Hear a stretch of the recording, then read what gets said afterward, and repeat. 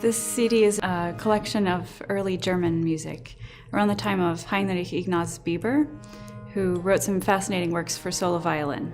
We're focusing on the Joyful Mystery Sonatas by Heinrich Biber. Each sonata is a meditation on the mysteries of the Rosary, which basically the mysteries are an outline of Christ's life. So the joyful mysteries are the first 5 before the Passion of Christ.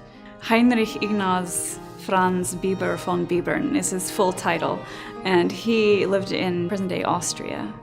So he was highly influenced by the Italian school. He was close enough to Italy to pick up on those influences. And of course, in a very Catholic part of Germany. So he wrote these mysteries of the Rosary as certainly I think a personal statement of faith in this tradition of praying the Rosary and meditating on the mysteries.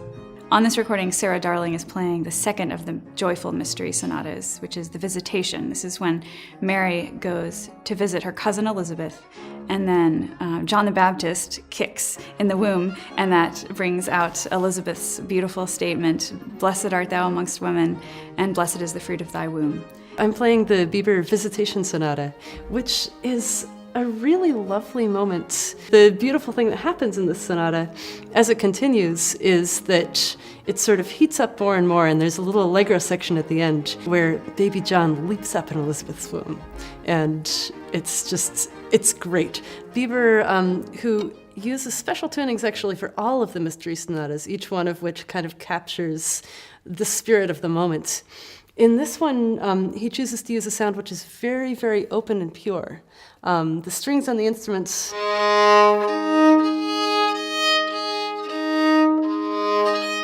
you only have 2 notes and they're repeated, and so the entire instrument is kind of flowing with the vibration that comes from that.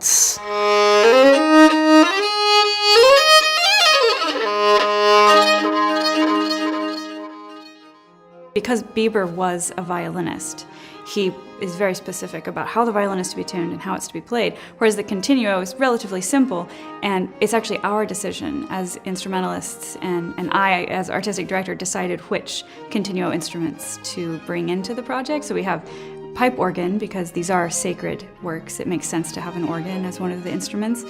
Theorbo, I just love the clarity of sound and the beauty of the lute kind of sound.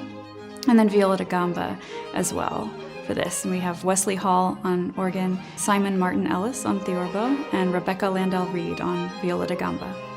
Playing continuo for recording is a really interesting challenge because you want to make sure that you're doing the same thing each time so that it's easy to make the recording, but you still want to keep a degree of inspiration that you always find in continuo, that it is intrinsically an improvisatory art.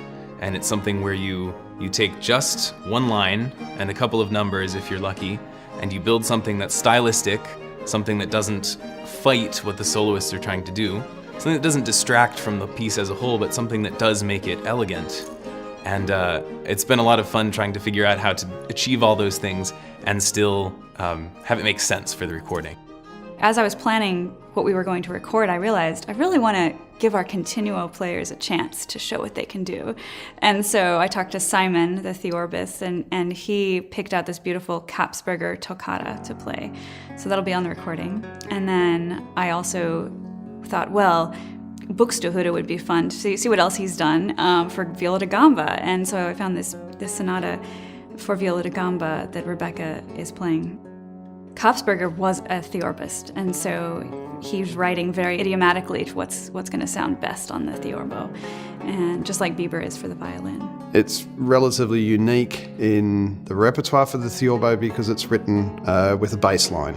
It was intended to be performed with a continuo group, which is a little ironic because usually it's the theorbo that's part of the continuo group itself. It's fascinating to have a chance to actually play something as a soloist, for want of a better term, with the people that you normally actually play continuo with.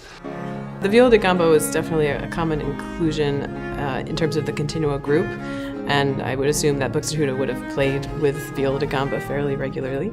The notation goes extremely high, notes above the frets, as well as the whole bass section of the instrument.